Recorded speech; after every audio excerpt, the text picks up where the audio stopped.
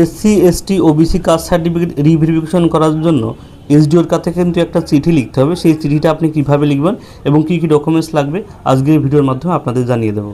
দেখতে পাচ্ছেন কী কী ডকুমেন্টস লাগবে রিভেরিফিকেশনের করার ক্ষেত্রে। একদম লাস্ট 9 নম্বর পয়েন্ট দেখতে পাচ্ছেন লেখা আছে, টু দ্য এসডিও থ্রু ভিডিওকে উদ্দেশ্য করে সাদা কাগজে আবেদন করতে হবে। সেই আবেদনটা কীভাবে করতে হবে চলুন আগে আপনাদের দেখিয়ে দিই, তারপরে আপনাদের কী কী ডকুমেন্টস লাগবে আপনাদের সব বুঝিয়ে বলবো।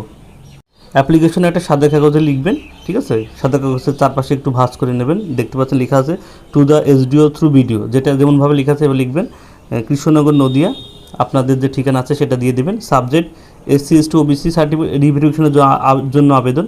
এক্ষেত্রে আপনার এসসি হলে শুধুমাত্র এসসি লিখবেন, এসটি হলে শুধুমাত্র এসটি লিখবেন, ওবিসি হলে শুধুমাত্র ওবিসিটা লিখবেন, ঠিক আছে।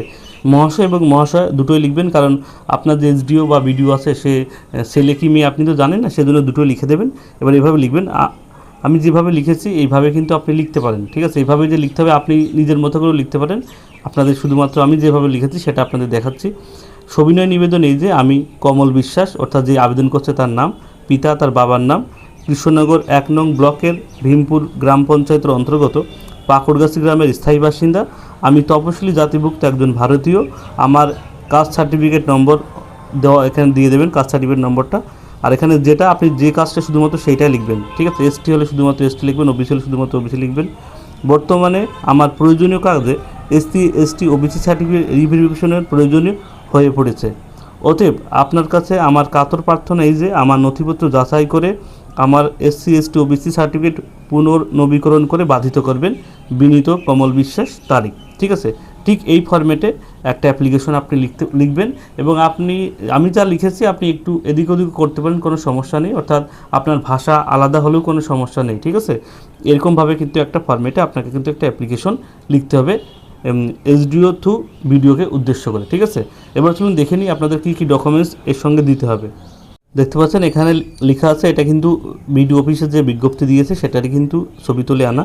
প্রথমে বলছে নিজের সার্টিফিকেটের জেরক্স রিভ্যালিডেশনের আগে ও পরে। এই রিভ্যালিডেশনটা শুধুমাত্র কিন্তু ওবিসিদের ক্ষেত্রে হয়, অর্থাৎ এসসি এসটিদের ক্ষেত্রে আগে পরে কোনো ব্যাপার নেই। আপনার যে কাস্ট সার্টিফিকেট আছে তার জেরক্স দেবেন এবং ওবিসিদের ক্ষেত্রে যারা রিভ্যালিডেশন করে থাকেন সেক্ষেত্রে আগের জেরক্স এবং পরের জেরক্স কিন্তু দিতে হবে।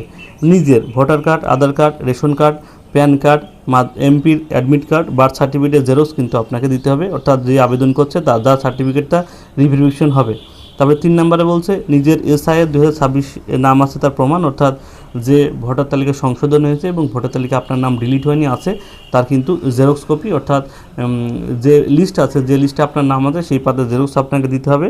4 নম্বরে বলছে যার সার্টিফিকেট দিয়ে নিজের সার্টিফিকেট করা হয়েছে তার সঙ্গে লিঙ্ক বংশ তালিকা এবং তালিকা অনুযায়ী ডকুমেন্ট সমস্ত কাগজের জেরক্স, অর্থাৎ আপনি যার সার্টিফিকেট দিয়ে আপনার সার্টিফিকেট করেছেন সেক্ষেত্রে তার সার্টিফিকেটের জেরক্স এবং আপনার সমস্ত ডকুমেন্টস বংশ তালিকা অনুযায়ী লাগবে। অর্থাৎ মনে করুন আপনি আপনার কাকার ছেলে দিয়ে আপনি আপনার কাস্ট সার্টিফিকেট করেছেন, সেক্ষেত্রে সে যে আপনার কাকার ছেলে সেটা কিন্তু ডকুমেন্টসে প্রমাণ করতে হবে, ঠিক আছে। 5 নম্বরে বলছে যদি 2011 সালের আগে বংশের কারো কাস্ট সার্টিফিকেট থাকে সেই ব্যক্তির ডকুমেন্টস, অর্থাৎ আপনার 2011 সালের আগে যদি আপনার বংশের কারো কাস্ট সার্টিফিকেট থাকে তার কিন্তু ডকুমেন্টস দিতে হবে। যদি না থাকে, এখানে 6 নম্বর বলছে 2011 সালের আগে যদি বংশের কাস্ট সার্টিফিকেট না থাকে তাহলে 1950 সালের আগের সরকারি দলিল বা সরকারি কাজের এসসি এসটিদের জেরক্স, ঠিক আছে। অর্থাৎ আপনাদের কিন্তু যদি না থাকে বংশের কারো 2011 সালের কাস্ট সার্টিফিকেট আপনার বংশের, সেক্ষেত্রে কিন্তু আপনার 1950 সালের দলিল কিন্তু চাচ্ছে শুধুমাত্র এসসি এসটিদের ক্ষেত্রে। আর ওবিসিদের ক্ষেত্রে কিন্তু 1993 সালের আগের দলিল দিলেই হয়ে যাবে, ঠিক আছে। ওবিসির ক্ষেত্রে 1993, ঠিক আছে। এবং সাবকাস্ট উল্লেখ আছে এরকম সরকারি নথি, যদি না থাকে ফিল ইনকোয়ারি হবে, অর্থাৎ আপনার সাবকাস্ট অর্থাৎ আপনি যে কাস্টের অন্তর্গত যে সাবকাস্ট বলে সেই সাবকাস্ট উল্লেখ আছে এমন একটি সরকারি নথি আপনাকে দিতে হবে। যদি আপনার 2011 সালে বংশে কারো কাস্ট সার্টিফিকেট লাগে তাহলে কিন্তু এই যে 7 নাম্বারটা এই 7 নাম্বারেরটা কিন্তু লাগবে না। আশা করি বুঝতে পেরেছেন। 8 নম্বরে বলছে সমস্ত কাগজের জেরক্সের কপি জমা দিতে হবে, অর্থাৎ আপনি যে কাগজগুলো দেবেন এবং সেই কাগজে সাইন করে কিন্তু জমা দিতে হবে। এবং বলছে টু দ্য এসডিও থ্রু ভিডিওকে উদ্দেশ্য করে সাদা কাগজে আবেদন করতে হবে। আবেদনটা কীভাবে করতে হবে আপনাদের তো বলে দিলাম।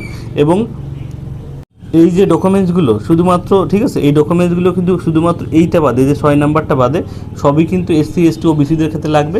আর ওবিসিদের ক্ষেত্রে একটা লাগবে, সেটা হলো ইনকাম সার্টিফিকেট। ভিডিওর একটা ইনকাম সার্টিফিকেট নিতে হবে বাবার, এবং মায়ের কিন্তু একটা পঞ্চায়েত থেকে ইনকাম সার্টিফিকেট নিতে হবে শুধুমাত্র ওবিসিদের ক্ষেত্রে। এসসি এসটিদের ক্ষেত্রে কোনো ইনকাম সার্টিফিকেট লাগবে না।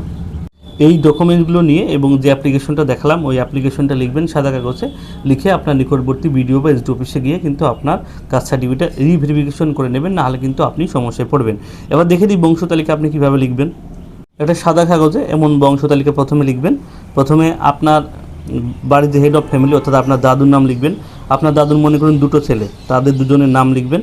এবং আপনার এটা মনে করুন আপনার কাকা, ঠিক আছে, সেক্ষেত্রে তার কটা ছেলে মেয়ে সেটা লিখবেন। এবং আপনার বাবার, আপনি এবং আপনার বাবার যে কজন ছেলে মেয়ে সেগুলো কিন্তু এইভাবে লিখবেন, ঠিক আছে। এবং কাস্ট সার্টিফিকেট দিয়ে করা, ঠিক আছে, সেক্ষেত্রে মনে করুন আপনার কাকা সার্টিফিকেট দিয়ে আপনি কাস্ট সার্টিফিকেটটা করেছেন, সেক্ষেত্রে আপনার কাকা সার্টিফিকেটের নিচে এখানে এসসি কার্ড আছে, সেইটা এইভাবে লিখে দেবেন, তাহলে তাদের বুঝতে সুবিধা হবে, ঠিক আছে। এইভাবে কিন্তু একটা বংশ তালিকা আপনাদের সাদা কাগজে তৈরি করে নিতে হবে। আশা করি আপনারা বুঝতে পেরেছেন যে কীভাবে আপনাদের কাস্ট সার্টিফিকেট রিভেরিফিকেশনের ডকুমেন্টসগুলো রেডি করতে হবে। কারো যদি বুঝতে অবশ্যই অসুবিধা হয় সে অবশ্যই কমেন্ট বক্সে জানাবেন এবং ভিডিওটি অবশ্যই সবার সুবিধার্থে শেয়ার করবেন।